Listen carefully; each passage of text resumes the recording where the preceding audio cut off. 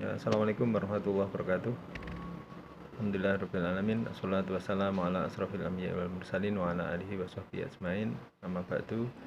Mahasiswa sekalian, kita bertemu di kuliah online di pertemuan kedua. Mohon maaf jika nanti tidak maksimal. Tema kali ini adalah tentang fondasi ekonomi sumber daya alam. Ya, fondasi ekonomi sumber daya alam. Bicara tentang sumber daya alam, Indonesia merupakan negara yang memiliki kekayaan dan potensi akan sumber daya alam yang sangat melimpah. Kita sudah sangat paham itu. Ya, sumber daya alam sendiri itu dibagi menjadi dua, seperti kemarin sudah saya singgung di pertemuan awal, yaitu sumber daya alam yang dapat diperbaharui dan sumber daya alam yang tidak dapat diperbaharui. Sumber daya alam yang dapat diperbaharui seringkali diistilahkan dengan renewable, dan yang tidak dapat diperbaharui itu disebut dengan unrenewable. Bahasa Inggrisnya seperti itu. Sumber daya alam yang baik yang bisa diperbarui maupun yang tidak dapat diperbarui merupakan sumber daya alam yang esensial bagi kelangsungan hidup manusia. Hilangnya atau berkurangnya ketersediaan sumber daya alam itu maka akan berdampak besar bagi kelangsungan hidup manusia di muka bumi. Itu yang dipahami oleh para pakar selama ini seperti itu. Kemudian kita juga paham bahwa kehidupan manusia itu, terutama kehidupan ekonominya, tidak terlepas dari dukungan sumber daya alam. Ya. Kebutuhan tersebut baik dari segi rumah tangga maupun perusahaan diperoleh dari sumber daya alam, di mana perusahaan akan meningkatkan nilai ekonomi dari sumber daya alam dan lingkungan yang dieksploitasi dalam proses produksinya. Jadi ketika hadir sebuah perusahaan itu tidak lain adalah untuk niatnya supaya apa yang ada dari sumber daya alam itu menjadi lebih bernilai. Kita lihat misalnya dari minyak, misalnya minyak bumi yang ada di perut bumi itu tidak akan ada manfaatnya kalau tidak dieksplorasi oleh manusia, kemudian bisa diolah dan dimanfaatkan untuk kehidupan manusia. Kemudian dari hasil produksi tersebut akan ada dua produk yang dihasilkan, yaitu produk konsumsi dan produk hasil produksi.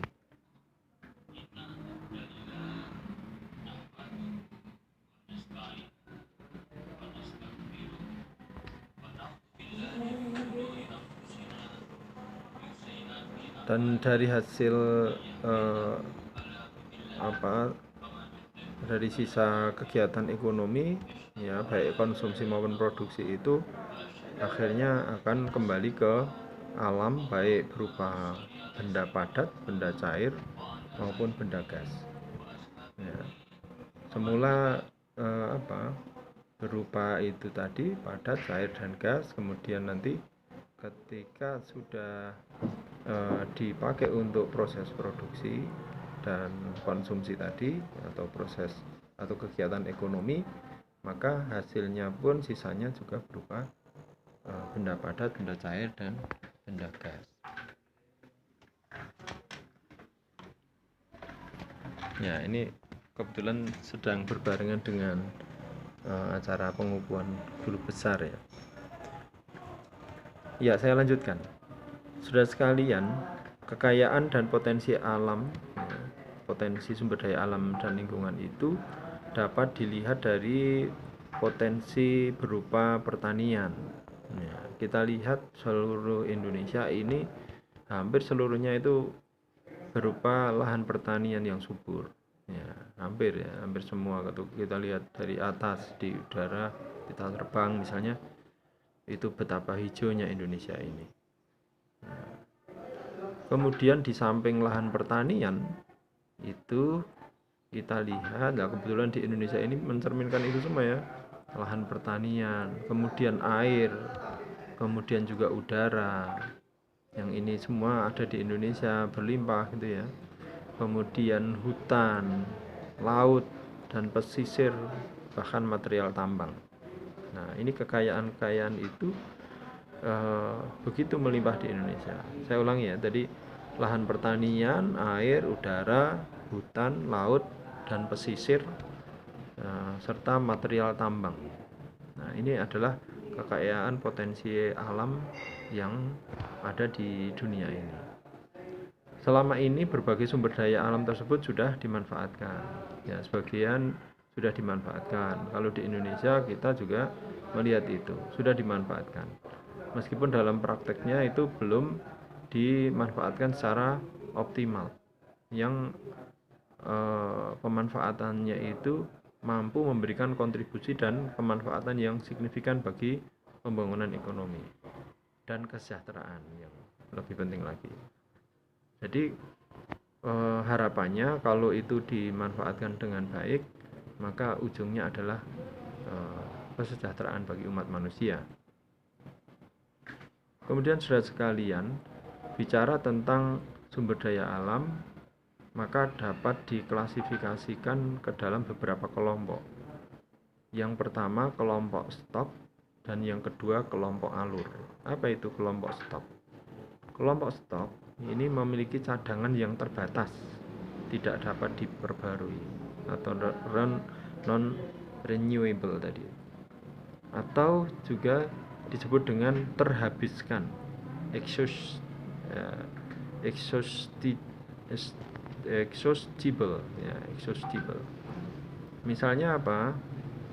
Kelompok stok ini adalah mineral, kemudian logam, kemudian minyak, dan juga gas bumi. Nah, ini asumsinya bahwa dianggap atau dinamakan dengan kelompok stok ini karena kalau sudah diambil itu sudah tidak bisa diisi lagi gitu ya, tidak, bahasa Jawanya itu dijoki ya, tidak bisa dijoki lagi. Kemudian yang kedua kelompok alur ya. Apa itu kelompok alur? Adalah jumlah kuantitas fisik yang berubah sepanjang waktu atau renewable. Renewable artinya bisa diperbarui. Ada regenerasi yang tergantung pada proses biologi untuk kelompok ini. Misalnya apa? Ada ikan, ada hutan. Yang itu semua kalau diambil itu bisa diisi kembali. Hutan bisa ketika ditebang habis itu ditanami lagi, atau reboisasi ya, dulu sejak sekolah dasar kita dikenalkan dengan istilah-istilah itu. Demikian juga ikan ya, ikan itu sudah banyak upaya untuk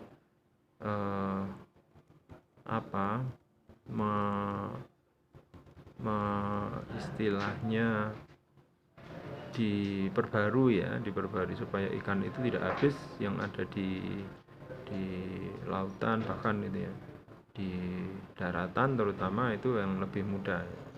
Di sungai-sungai itu saya pernah ketemu seorang tokoh alam ya, bisa dikatakan gitu, itu menyebar bibit lele ke seluruh wilayah ya, di lingkungannya. Nah, harapannya nanti lelenya tidak habis, dia sebar di sungai-sungai gitu ya. Bagus sekali pola pikirnya. Kemudian saudara sekalian, jadi kelompok alur ini yang kedua ini tadi dikatakan kuantitas fisik yang berubah sepanjang waktu ya. Dan ini regenerasinya itu tergantung pada proses produksi tadi tapi juga ada yang tidak bisa proses ini regenerasi. Misalnya apa? Air, kemudian sinar matahari. Itu termasuk kelompok alur ini. Kemudian yang berikutnya saudara sekalian, kalau tadi sudah ada pembagian sumber daya alam yang dibagi menjadi dua, kelompok stok dan kelompok alur. Kemudian kita berlanjut ke pembicaraan tentang fondasi ekonomi sumber daya alam.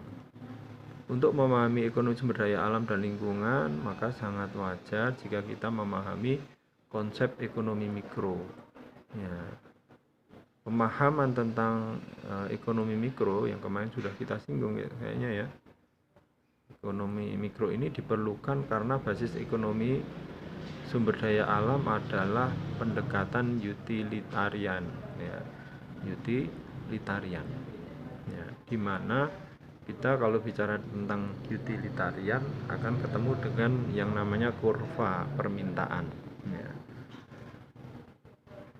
Kalau sudah bicara tentang kurva permintaan, maka kita pahami bahwa kurva permintaan dari pandangan ekonomi neoklasik itu dapat diturunkan dari memaksimalkan kepuasan atau utilitas yang kemudian akan menghasilkan kurva permintaan biasa atau ordinary demand curve, atau sering juga disebut dengan kurva permintaan Marshall.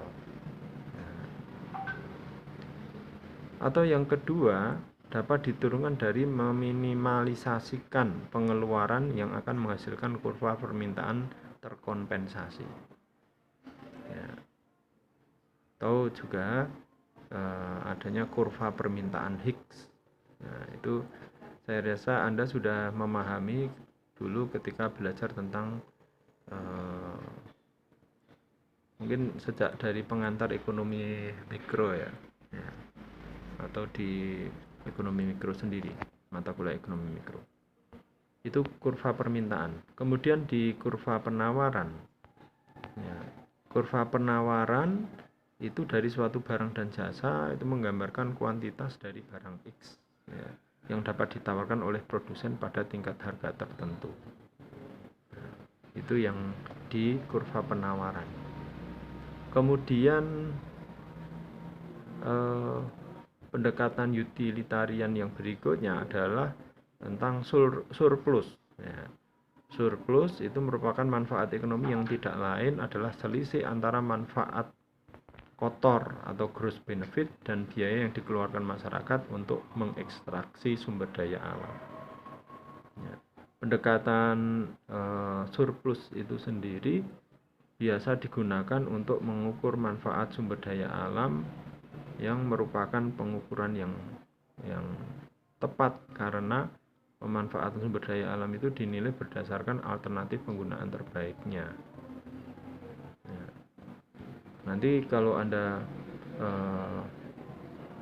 membaca ketiga-tiganya ya, tentang surplus konsumen, surplus produsen, dan rente sumber daya, maka di sana akan digambarkan dalam sebuah curve, ya.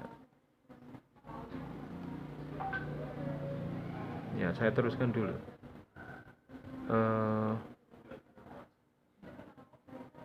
Kalau bicara tentang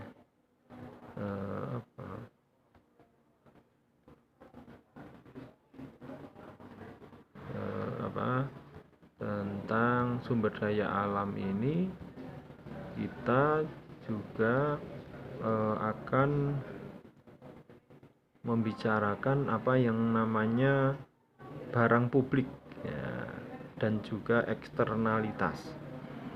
Barang publik itu pada dasarnya didefinisikan sebagai barang di mana jika diproduksi, produsen tidak memiliki kemampuan mengendalikan siapa yang berhak mendapatkannya.